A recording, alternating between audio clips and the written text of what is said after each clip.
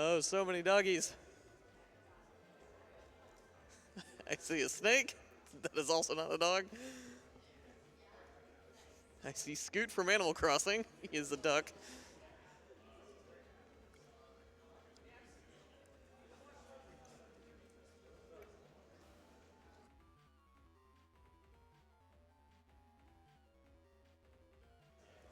Oh no, someone made the dragon emote shoot fire at Franker Z.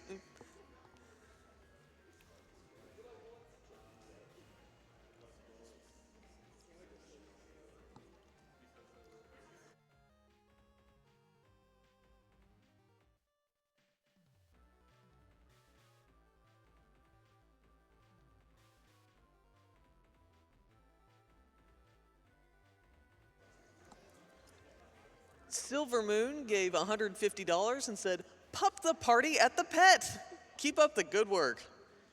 Ooh, saying game titles wrong. That's a good idea. People should donate with more of that. I like that.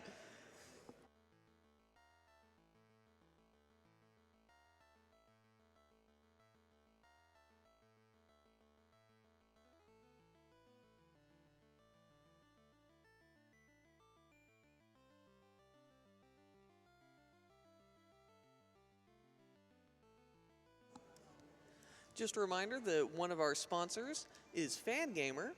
Fangamer is a video game merchandise company designing and producing official goods for Dark Souls, Undertale, Persona 5, and more. All profits from the GDQ merchandise sales are donated to Doctors Without Borders, and they have new official merchandise from Dark Souls, Undertale, Persona 5, and Hollow Knight. In addition to that, if you go to fangamer.com/GDQ, you can see their line of GDQ merchandise. Pick up some of it for yourself. I know I have a bunch of it back at home, so it's good stuff. It's good stuff. It's almost as good as petting pups at parties.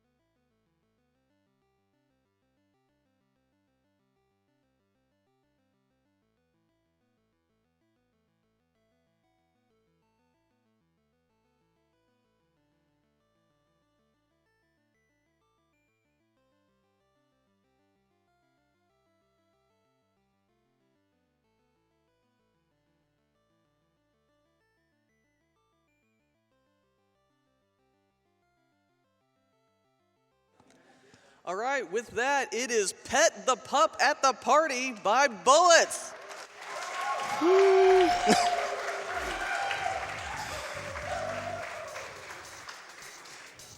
Hi, this is the last game of the horror block, so hopefully you guys will enjoy this. This is Pet the Pup at the Party.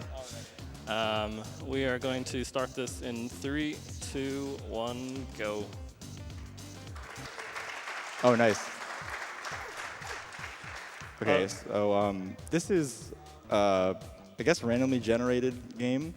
You're at a party, and you're trying to find the dog because you don't want to talk to any of the people. And the way it works is, it is randomly generated, the layout, but certain rooms are set up in certain ways where doors will always lead to either like a viable option or a non-viable option. So basically, it's just about going through the level, listening for the dog, and trying to limit your options so that you can find it as quickly as possible. But sometimes there are forks you have to just guess, and it's, you know, a good speed game. Yeah, we did figure out a few months ago that if you press B, it lets you make the dog bark. Usually you have to wait like every 10 seconds and it'll bark, and it makes it really tough. Yeah. So there's actual speed tech in this game, I promise. So what pup are you hoping most to find? Probably Ziggy. My favorite's Tar. Yeah, it's very contentious which pup's the best out of the game. Yeah. But So there's actually 52 unique pups you can get. So we're only going to see 10 of them today, which is unfortunate. But there's also technically only 51, and then there's a cat. And the cat's name is Finn. And it's very divisive whether or not he's good or not. Most people like him, but a lot of people don't. Does it count for the run, or? No. Yeah, if That'd we be get hilarious, If though. we get Finn, we just have to reset. Yeah. We have to do it all over again. You have to get an extra one because he doesn't count as a pup. Luckily, we haven't added that to the rule set yet. And also, like, the more you pay attention to how these houses just laid out, the more you just question who built it. Because you have, like, bedrooms attached to living rooms, attached to bedrooms, attached to, like, 3 kitchens in a row. And it's just... So here, he just got, oh, that was actually level 4. So after you get the 3rd pup, the difficulty actually jumps up. I think there are 3 settings. There's like easy, medium, and hard. It typically jumps up at round 4 and then round 7. And it's actually pretty hard. Round 4 introduces, you can get staircases, and they're very hard to deal with because if you take a staircase, typically it leads to like a whole different section, and it's very hard to hear where the dog is. So you could just take a staircase and then just be out of luck. Peaches. All right, Fresh Maniac's happy. Yeah, the other thing with that is, like, no matter how high, like, up or down you are compared to the dog, it'll still sound relatively the same. So when you get staircases like that, sometimes you have to head, like, away from the dog and then back towards it. So there's some weird stuff that can happen with that. Mm-hmm. And there's no real limit to how ridiculous the house layout could be because you can get, like, multiple staircases, and they'll go up a floor and then down a floor. Yeah. And then back down again, and then it could be on that floor, but it might also just be on the floor you started on.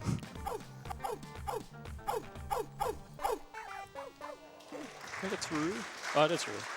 I know like 10 of the dog's names. Well, that's all you need to know, apparently. Yeah, sometimes you also get houses where it's like, it's got 3 floors and there's 2 different ways to get to the 2nd floor, but they're not connected to each other at all. It's great, honestly. So shout out to Gonxt, who only picked this game up recently, but he actually like went through the files and figured out how the game works, whereas we were just kind of messing around and brute forcing it. But he's actually insane. The world record for this game now is like 4 minutes and 3 seconds.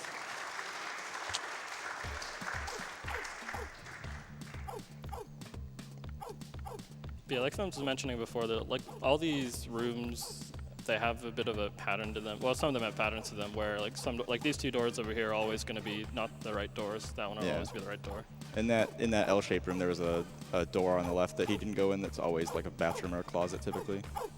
And when you go down these long hallways, it's usually worth it to check the doors on the sides because there's really no good pattern for those hallways. They just kind of, they could be anything. So you generally want to check the doors as you run by to make sure that you're not missing a hallway. So we have 2 more pups to go. So the difficulty is going to be fairly high right now. I think it also is based on how much time you have, because the whole entire way this game works is just it never ends. So 10 pups is kind of just a number we picked because 9 is not enough pups and 11 is too many. So The true horror game where you're just at a party and it never ends. yeah. Missed a door somewhere. This one? No. Oh, rip. This will happen sometimes. I have to backtrack just a little bit. But the music's really good for like 5 minutes.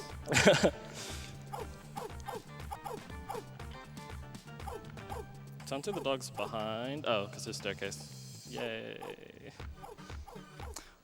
There's also another category of this game which is really awful.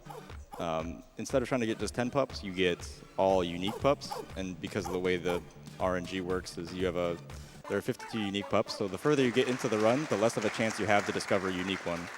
And it takes a long time. So we've had runs before where you get 51 of the 52, and then you just sit there for an hour just looking for the last one. Yep. So we're down to 1 more pup somewhere. So yeah, time will be when he clicks this pup.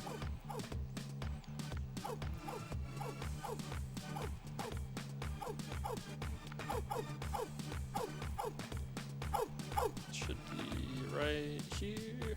And time.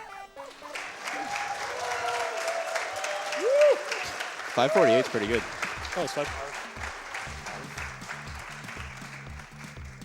Well, thank you guys for watching me play this video game. I can't think of a better way to spend my birthday, so.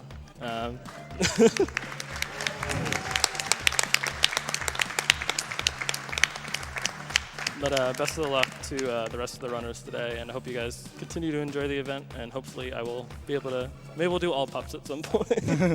I don't know. Yeah, I don't know. Thank about you that one. guys.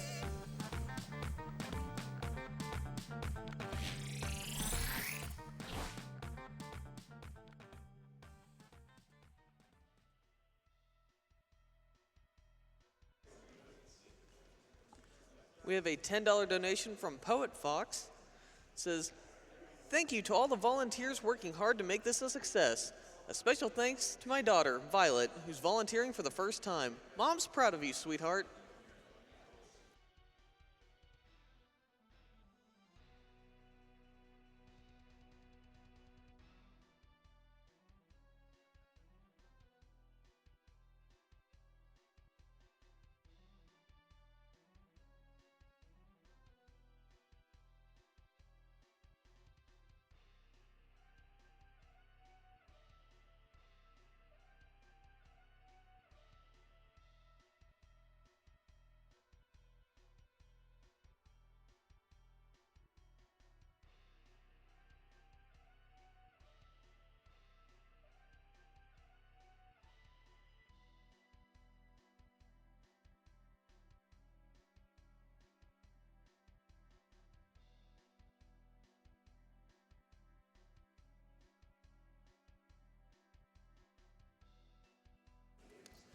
Just a reminder for one of our donation incentives that are coming up.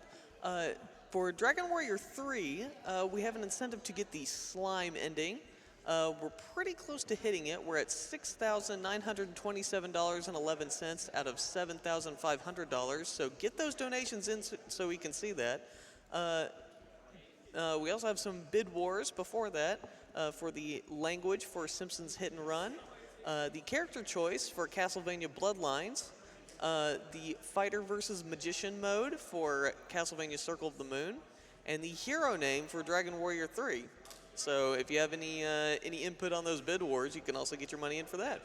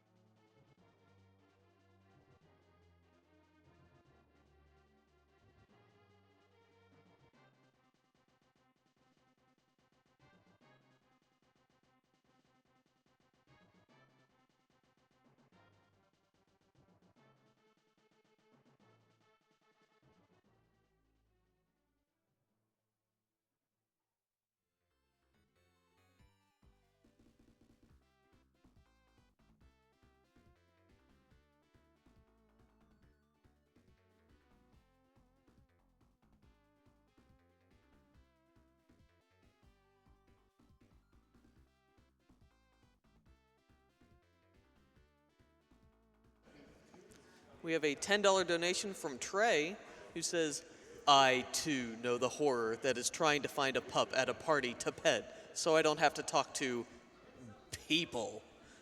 This game speaks to me on a spiritual level.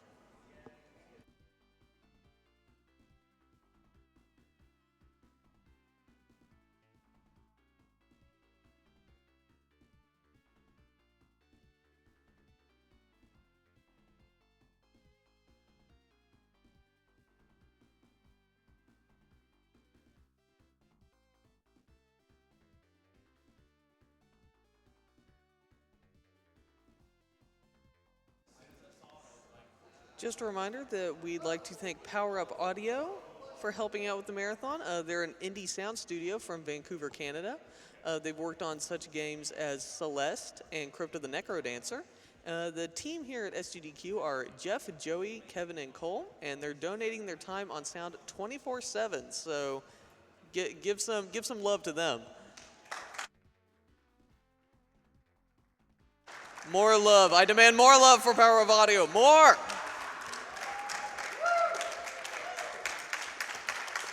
Yes. Exquisite.